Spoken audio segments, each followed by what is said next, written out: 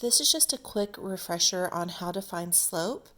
The first way, what I think is the easiest way, is whenever we have a line on a graph, we draw a right triangle and we call it a slope triangle. Remember, it doesn't matter if you draw the triangle on the top or the bottom of the line, as long as you have it on the line.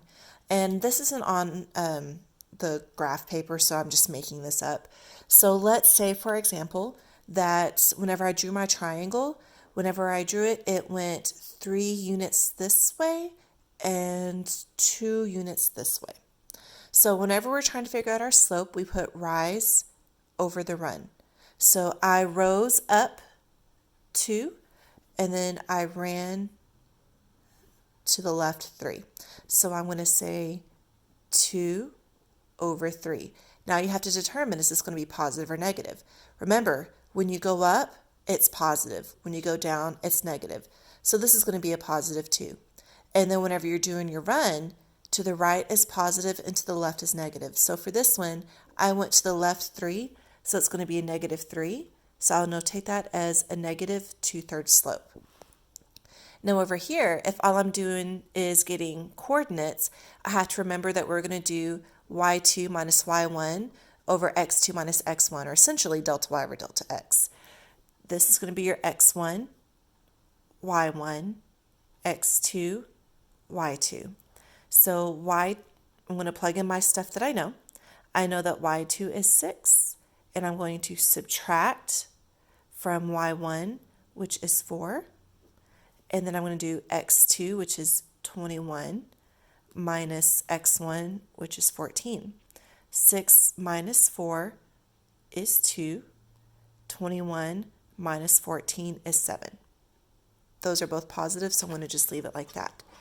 And then next, if all they do is just give you a triangle and ask you what the slope would be, you're going to do, again, rise over run. And it's going to follow the same form up here. If you go up, it's positive. If you go down, it's negative. To the right is positive. To the left is negative.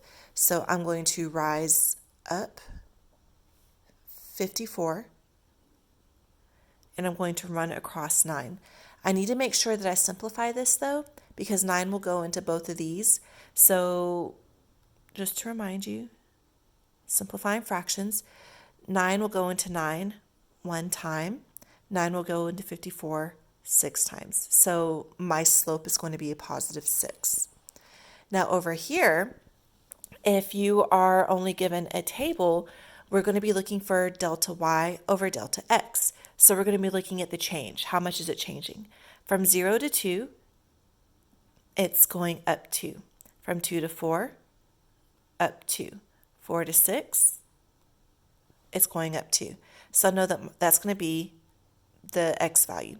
My y value, if I'm going from 6 to 7, it was going up 1.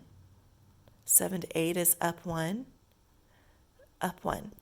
And remember, we're doing y over x. So we're going to be putting these numbers on the, this is going to be your y value. This right here, this is going to be your delta y. These values right here are the delta x. So I'm going to put this for delta y, this for delta x.